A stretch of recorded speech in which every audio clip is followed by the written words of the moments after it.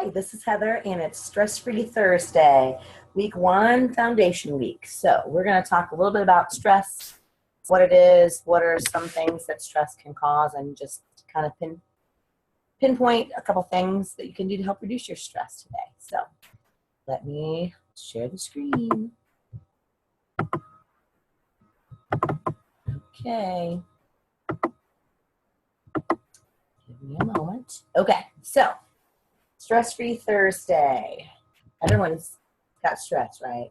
It's like one of the problems that probably plagues everybody in the world today, and everybody's stress is different, and what stresses somebody out might not stress another out, and there's good stress, there's bad stress. We're going to just kind of hit those things today. So when you're talking about stress, there are 3 stages of stress. The first one is your alarm phase. So that's when the actual stressor occurs. This could be you're riding your bike and a dog starts barking and runs towards you. There's your alarm stage. Then you're going to have the resistance stage, where you're going to want to try to resist the stress. I'm going to either, turn and kind of yell at the dog to go away, or I'm going to ride my bike real fast to get out of there. And then there's the exhaustion stage. So alarm is when the stressor is happening. Resistance is when you're going to fight the stress, and then if you stay in that stage too long, you're going to get exhausted. You're going to hit the exhaustion stage. There are good stresses, as you know, and bad stresses. So a good stress is a eustress. A bad stress is a distress. You can have chronic good stress. You can have chronic eustress, and you can have acute, or just a real short amount of good stress, acute eustress. And then vice versa, you can have acute distress and chronic distress. So you can see by the color coding there, chronic and acute eustress, good stress, isn't so bad. In fact, it can be good. An acute eustress could be just the stress you feel about before you have a game, a race, something like that. It gets you all pumped up and ready to go, and hopefully you can manage that stress and you can use that adrenaline to help you do well in that game or race. Distress, though, as you see, the acute kind, you still have to be cautious with because it's a bad stressor. It's not going to be so bad for you as the chronic distress, which is red. So when you are in a bad stress situation for long periods of time, that's when you're going to run into problems. The body's normal response to stress is, the first thing you're going to do is stress activates the sympathetic nervous system and stimulates the release of epinephrine and norepinephrine from the adrenal glands. So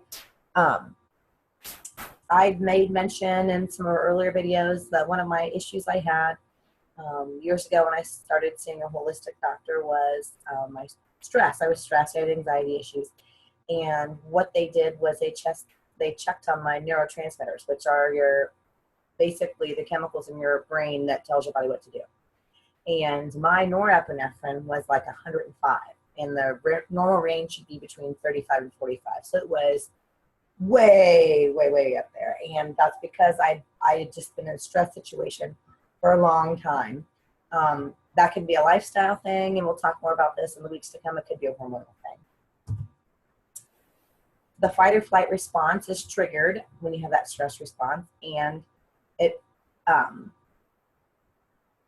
changes your rate of heart's contraction. That will increase, and the force of your heart's contraction will increase, and your rate and depth of breath. Your arteries will widen, and non-essential arteries, so places like your digestive tract, narrow. So that's a good thing to know, and that's why if you are stressed, you tend to have digestive or gut issues, because you're not getting the blood to your digestive system like you should, so your body's not able to break down the food like it should, and you've got issues. You've got whatever those issues may look like: bloating, gas, constipation, diarrhea, whatever, upset stomach.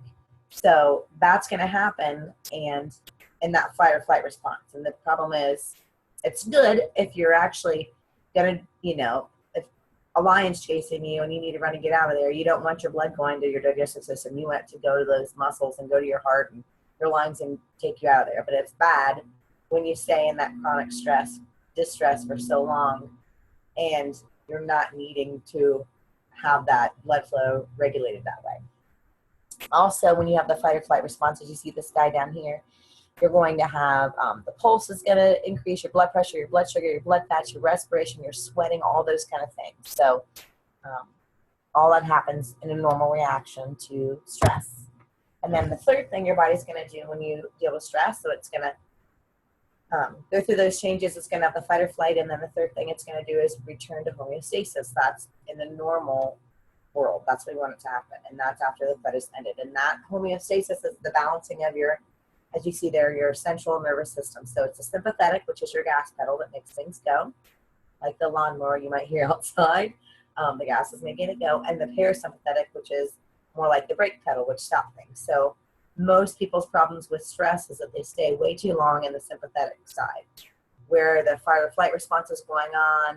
It's protection, survival. There's a stress response. The adrenal glands are activated, and the parasympathetic, they're just not getting that balance. The parasympathetic is going to be where you rest, you digest, you relax, and that's also going to be where your body can grow and develop.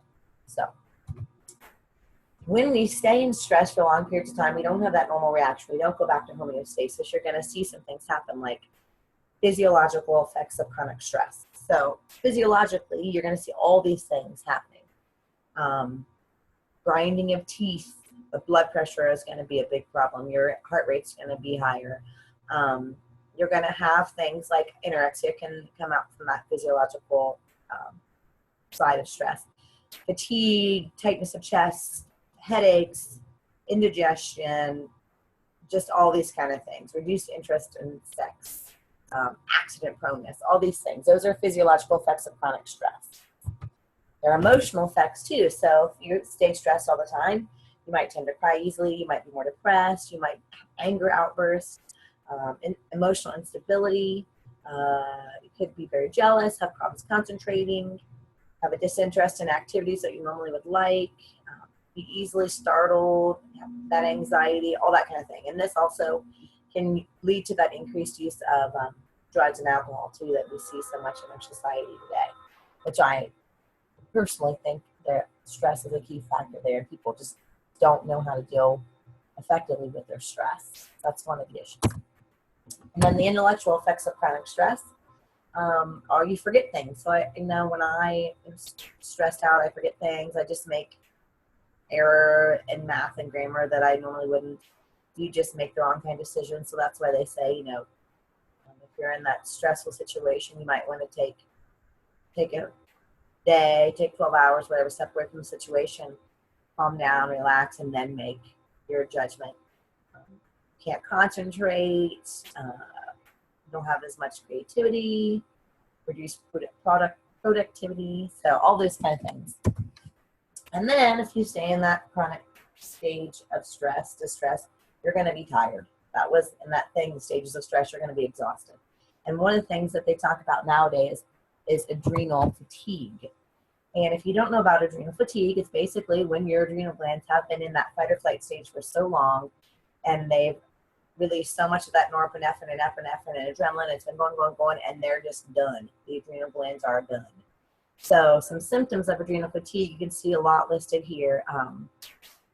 Allergies can be a symptom. You can have like high B things going on your skin, just the reactions that you normally have with allergies, the congestion, that kind of thing can be from adrenal fatigue.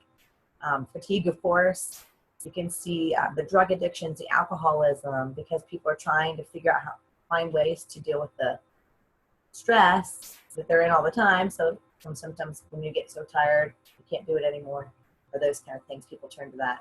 Digestive problems we've mentioned before, just overwhelming feelings, you lose your motivation.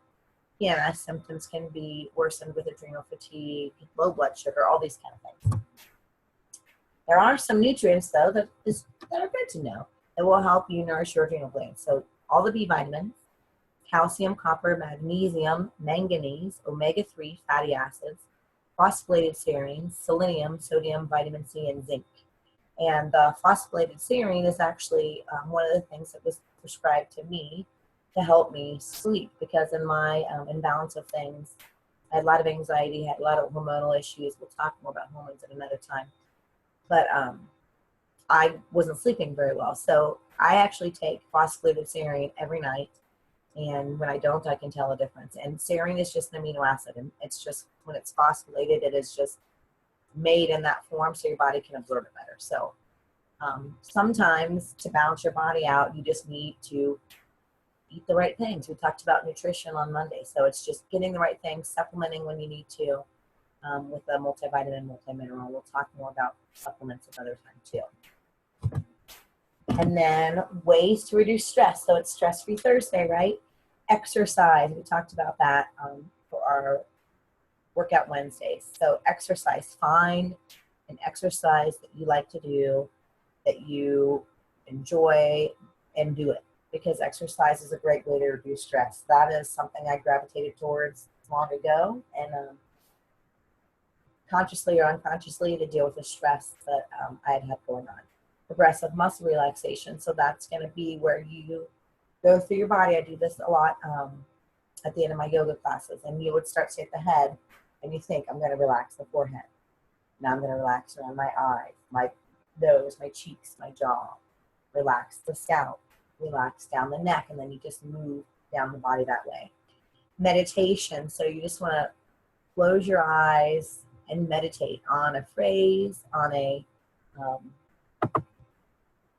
place that you find relaxing, on your breath imagery, so you can imagine things that will help reduce your stress. Massage is a great way to reduce stress. And diaphragmatic breathing. And I want to end with diaphragmatic breathing here. If you aren't familiar with that, a lot of people breathe improperly. When I tell you to take a deep breath, I want you to do that. And let me know if your chest rose, if your chest puffed out when you were breathing. And if you say yes, then you were not breathing properly. Because when you are diaphragmatic breathing, you can put a hand on your chest and a hand on your belly, and when you breathe in, this hand on your chest should barely move. You want to move that hand on your belly. You want it to go in and out. You want the belly to expand, because when you're using your diaphragm, it's going to pull down and push out so your lungs are able to fill completely. If you're not breathing with your belly, you're not filling up your entire lungs. And just that alone, if you can practice for me today, diaphragmatic breathing, 10 breaths. Just find a quiet spot, turn the lights off, 10 deep breaths on your back. You don't have to hold yourself up that way. You don't have to use your muscles to be standing or seated, and just take 10 deep breaths and leave your hand on your chest and on your belly. And that right there is a really easy, really quick, really simple thing to do that will really help to reduce your stress. So that's it for our Stress-Free Thursday, and we will see you tomorrow on Fun Friday, and I hope you have a good evening. All right? That's all for now.